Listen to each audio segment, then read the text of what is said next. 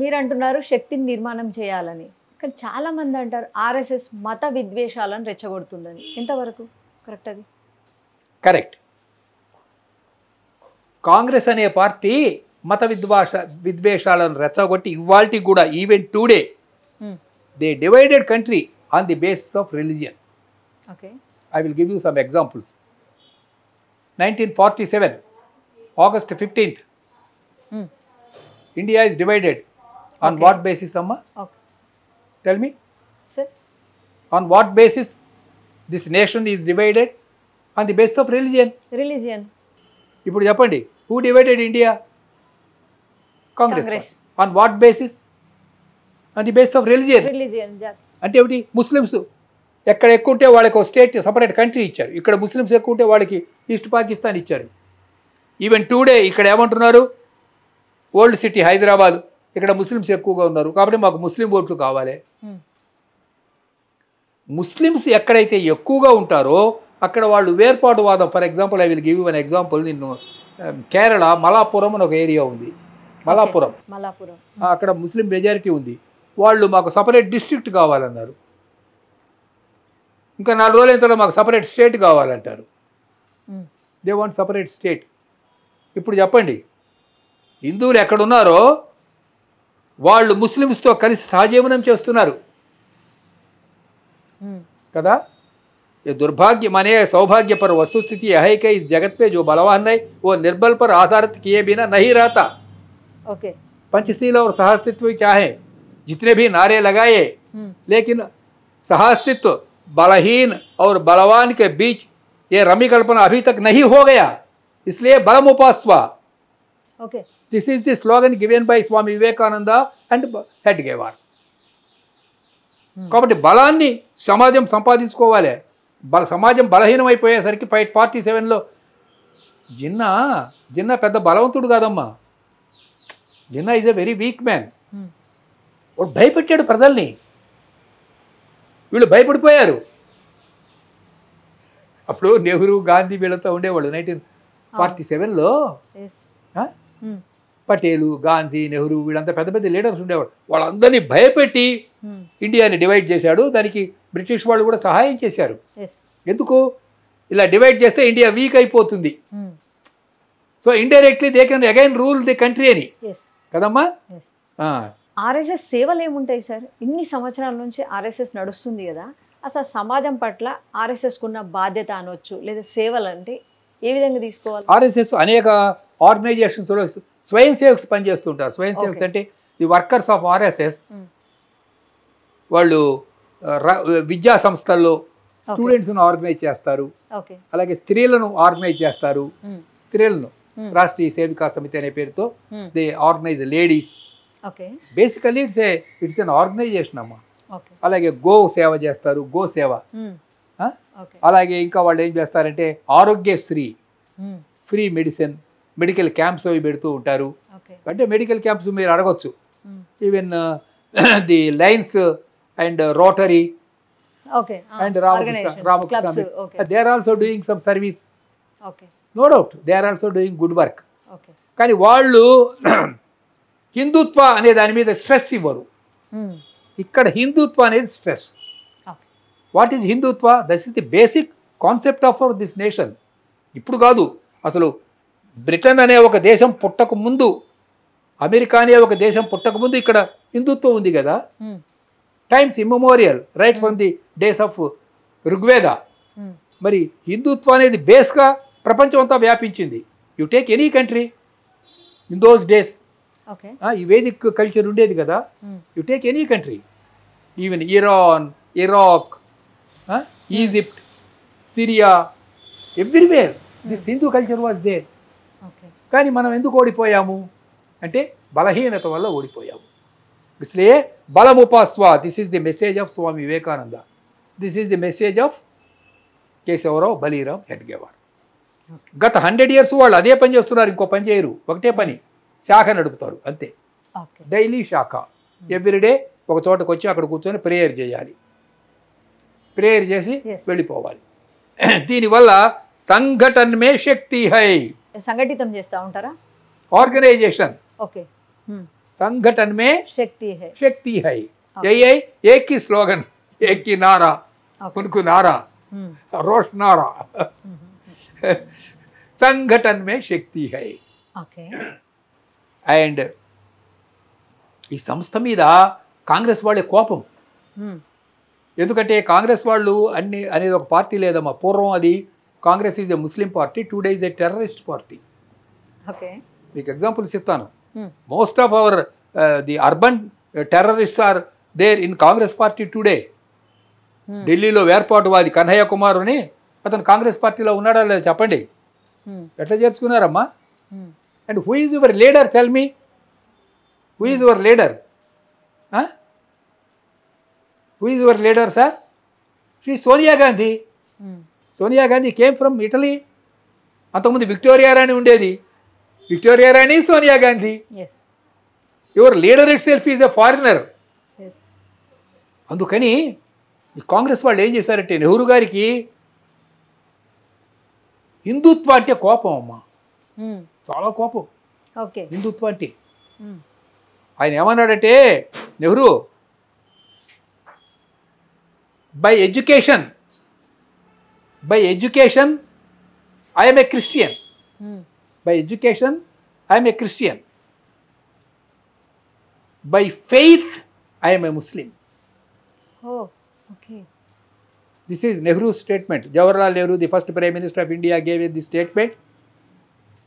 Quote, by education, I am a Christian because he studied in Christian institution. By faith, I am a Muslim. And by an accident of birth, I am a Hindu. నేను పుట్ల హిందూ సొసైటీలో పొరపాటున పుట్టే. ఇక వీళ్ళ నాన్న ఒక ఆయన ఉండేవాడు, ఆయన పేరు మోతీలాల్ నెహ్రూ. ఆయన ఏమన్నాడో తెలుసునా అండి? ఏమన్నాడంటే, ఇండియాలో హిందువుగా పుట్టడం కన్నా ఒక గాడిదగా పుట్టడం మంచిది. This is statement of Motilal Nehru. ఇండియాలో హిందువుగా పుట్టడం కన్నా, instead of getting a birth in India, it is better to have a donkey's birth. గధా బహుత్ అచ్చా హై అంటే హిందువుల కన్నా గాడిద మంచిది అంటున్నాడు. हिंदुओं से भी गधा अच्छा है. गधा अच्छा है. This is Motilal Nehru statement. ఇక నెహ్రూ గారు ఆర్ఎస్ఎస్ మీద బ్యాన్ పెట్టాడు. తర్వాత ఇందిరాగాంధీ బ్యాన్ పెట్టింది. ఎప్పుడు? 1975లో పెట్టింది బ్యాను. నాకు బాగా గుర్తుంది. 1975లో బ్యాన్ పెట్టింది. అప్పుడు ఎమర్జెన్సీ పెట్టింది అమ్మా. బ్యాన్ పెట్టింది. బ్యాన్ అంటే మీరు అప్పటికి పుట్టారమ్మా? లేదు, మీరు చిన్నపిల్లలు కదా. మీరు ఆఫ్టర్ 75 పుట్టారు కదా. అప్పుడు నేను ఇక్కడ హైదరాబాద్లోనే ఉన్నా. రోడ్డు మీద పోతుంటే నన్ను పట్టుకొని పోయినారు. నా మీద ఎవడు ఒకటి పేరు నటరాజన్, అతని పేరు నటరాజన్, అతను సిఐడి. ఇంకొకటి పేరు శంకర్రావు, అతను పోలీస్. వీళ్ళిద్దరు పట్టుకొని తీసుకెళ్ళి మేజిస్ట్రేట్ ముందు పెట్టాడు. उनका नाम है शिव प्रसाद, वो ये बड़ा देशभक्त है. ना मेरा केसु, ये बहुत बड़ा पेट्रियट है, ये बहुत बड़ा देशभक्त है. ये क्या नारा दे रहे? भारत माता को जय बोल रहे. जेल में रखे आपको? जेल में रखे. कई को भारत माता की जय बोले. ये भारत माता को जय बोल रहे. वो मैजिस्ट्रेट पूछ रहे, क्या तुम भारत माता को जय बोला? बोला, बड़ा बड़ा बड़ा अपमान किया तुम. ఒక రోజు ఉంచారా మిమ్మల్ని భారత్ మాతకు జై అన్నందుకు పెట్టారా? ఒక రోజు కాదు, నన్ను చేతులకు బేడీలు వేశారు, సంఖ్యలు వేశారు. ఎన్ని రోజులు ఉంచారు మిమ్మల్ని? సంఖ్యలు వేసి నేను 2-3 వారాలు ఉన్నా జైల్లో. ఇక్కడే ముషీరాబాద్, హైదరాబాద్ సెంట్రల్ జైల్లో ఉన్నా. మా ఫ్రెండ్స్ అయితే 2 ఏళ్ళు ఉన్నారు కొంతమంది. ఇంకా పెద్ద వాళ్ళు, ఈ వెంకయ్య నాయుడు, ఇప్పుడు వెంకయ్య నాయుడు, ఇంకా చాలా మంది ఉన్నారండి. ఈవెన్ బాలాసాహెబ్ దేవరస్, అది chairman of RSS, Atal Bihari Vajpayee, LK Advani, వీళ్ళందరినీ జైల్లో పడేశారు. అంటే మిమ్మల్ని కేవలం భారత్ మాతాకి జై నినాదం ఇచ్చినందుకేనా? ఏ పేట్రియాట్ హై, బస్ దేశభక్తుడు, ఏ దేశభక్త్, ఇస్లే ఉनको जेल में डालो. ఓకే. అప్పుడు అప్పుడు ఈయన ఇప్పుడు నరేంద్ర మోడీ ఉన్నాడు కదా, ఇప్పుడు the president prime minister of India, okay ఆయన కళ్ళజోడు పెట్టుకున్నాడు, చిన్న గడ్డం పెట్టుకున్నాడు, మారు వేషం, తలపాగా చుట్టుకున్నాడు, ఎస్ పంజాబీ వేషం వేసుకున్నాడు, మారు వేషం వేసుకుని అండర్ గ్రౌండ్లోకి వెళ్ళిపోయాడు. ఓకే మీరు చూచారా ఫోటో? చూశాను, చూచారు. అవును ఆ, ఆ ఫోటో వచ్చింది, పంజాబీ వేషం వేసు సర్దార్జీ లాగా అవును వచ్చారు. కొన్ని లక్షల ఫ్యామిలీ సఫర్ అయినాయమ్మా, తినడానికి తిండి లేక చచ్చిపోయారు. ఇందిరాగాంధీ చేసిన పాపాలు అన్ని పాపాలు కాదు. ఆర్ఎస్ఎస్ మీద బ్యాన్ పెట్టింది, ఎవరికి తెలియదు. అవును ఇది 50 ఏళ్ల నాడు జరిగిన సంఘటన. నేను స్వయంగా చెప్తున్నాను. మై క్యా పాప్ కియా పూछ रहा हूं, क्या मैं गद्दार हूं, क्या मैं एन अर्बन टेररिस्ट? भारत माता को जय बोला, इसलिए ले जाके मुशीराबाद सेंट्रल जेल में डाला. क्या मुसीबत है ये, क्या मुसीबत है ये. ఎగ్జాక్ట్లీ. తర్వాత మళ్ళీ బాబ్రీ మసీద్ పోయినప్పుడు ఆవిడ కొడుకు, అప్పుడు పివి నరసింహరావు ఉండేవాడు, ఆయన మళ్ళీ బ్యాన్ పెట్టాడు ఆర్ఎస్ఎస్ మీద. అవును. అంటే హిందుత్వ అనేది ఇండియాలో ఉండకూడదు, తుడిచిపెట్టేయాలి. The Hindutva should be eliminated once for all from world history. That is their main aim. The Hindutva should be eliminated. Even then the RSS is flourishing and day by day it has proved its mettle. RSS తన అస్తిత్వాన్ని కాపాడుకోగలిగింది. ఎందుకంటే వీళ్ళ వెనక స్వామి వివేకానంద ఉన్నాడు, వీళ్ళ వెనక స్వామి అరవింద ఉన్నాడు, స్వామి దయానంద ఉన్నాడు. How can you డినే these sages and cheers? How can you డినే this Hindutva? Sir మిమ్మల్ని జైల్లో ఉంచారు కదా, అవునండి. అప్పుడు ఎవరైనా కలిశారా మీకు? ఎవరెవరు ఉన్నారు మీతో? ఎవరు ఉన్నారు? చాలా మంది ఉన్నారు. వి రామారావు అని, తర్వాత సిక్కింకు గవర్నర్గా పనిచేశాడు ఓకే, వి రామారావు, అతను చచ్చిపోయాడు, ఈ మధ్య లేడు. తర్వాత వెంకయ్య నాయుడు ఉన్నాడు, వెంకయ్య నాయుడు జైల్లో పెట్టారు. ఇంకా చాలా మంది ఉన్నారు అప్పుడు. మీతో ఉన్నది అప్పుడు మీతో ఉన్నారా వీళ్ళంతా? వెంకయ్య నాయుడు ఒక్కొక్కరికి వేరే వేరే సెల్స్ ఇచ్చారు. వాళ్ళని మీసా అనే దాని కింద అరెస్ట్ చేశారు. Maintenance of Indian security act అని మీసా. ఇంకేదో పెట్టారు, భారత మాతకు జై కేసు పెట్టారు. అదే మీరున్నారు గదిలో, ఇంకెవరన్నా ఉన్నారా? ఇంకా 20 మంది పిల్లలు ఉన్నారు. అందరూ పిల్లలు, students, college Osmania university students. వాళ్ళందరూ కూడా భారత మాతకు జై అంటున్నారు. అంటే ఏమైనా ఇబ్బంది పెట్టేవారా? కొట్టడం జస్ట్ అందులో కానీ ముందు బేడీలేసి లోపలికి తీసుకెళ్లారు. తర్వాత మేమెళ్ళే పొద్దు నుంచి సాయంత్రం దాకా పాటలు పాడుకుంటూ కూర్చునేవాళ్ళం. ఏమనేవారు కాదు. భారత మాతకు జై అని పాటలు పాడుకుంటూ కూర్చునేవాళ్ళు, వందే మాతరం అని పాటలు పాడుకుంటూ కూర్చునేవాళ్ళం. అక్కడ కూడా ఎంత అంతా మిగతా వాళ్ళు కూడా 16 ఏళ్ళు 20 ఏళ్ళు చిన్న చిన్న యంగ్ స్టూడెంట్స్ ఉండేవాళ్ళు. నాకు అర్థం కాదు, మీరు నినాదాలు చేసినందుకే మిమ్మల్ని జైలు వేశారు. ఆ జైల్లో కూడా మళ్ళీ నినాదాలు చేస్తూ పాటలు పాడితే వాళ్ళు ఏమనలేదా? ఏమనలే, భయపడిపోయారు. భయపడిపోలే. మరి వాళ్ళ ఆ జైలర్ తలపట్టుకొని కూర్చున్నాడు. ఎందుకంటే మేము టెర్రరిస్టులు కాదు, నక్సలైట్లం కాదు, మేమేమో మర్డర్ చేయలేదు, ఎవరు మర్డర్ చేయలేదు, మాఫియా గ్యాంగ్ కాదు, हम बदमाश नहीं है, बदमाश नहीं है हम, क्या बोल रहे हैं ये लोग? भारत माता को जय बोल रहे, भारत माता को जय बोल रहे, क्या సాదా సీదా ఇన్సాన్, దేశభక్తి. భారత మాతకు జై అనేది పాపం ఎట్లా అవుతుందమ్మా? ఏ భారత మాతకు జై బోల్ రహే, దట్ ఈస్ ది కేస్. ఆ రోజులు తలుచుకుంటే మాకు ఇప్పటికీ కూడా చాలా బాధ కలుగుతుంది. కాబట్టి ఆర్ఎస్ఎస్ అనేటటువంటిది 100 సంవత్సరాలుగా ఒకటే భారత మాతకు జై, ఇదే వాళ్ళ నినాదం. ఇది బాగా దేశమంతా విస్తరించింది. ఇవాళ చాలా బలమైనటువంటి సంఘటన. అంటే ఇప్పుడు నరేంద్ర మోడీ, హీజ్ ఎ స్వయం సేవక్.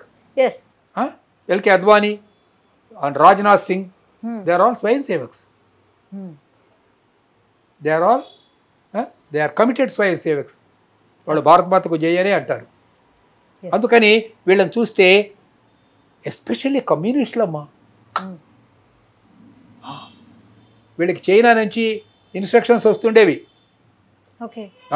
హిందుత్వ అనే, ఎవరన్నా హిందుత్వ అంటే వాడు పట్టుకెళ్ళి జైల్లో పడేయించండి.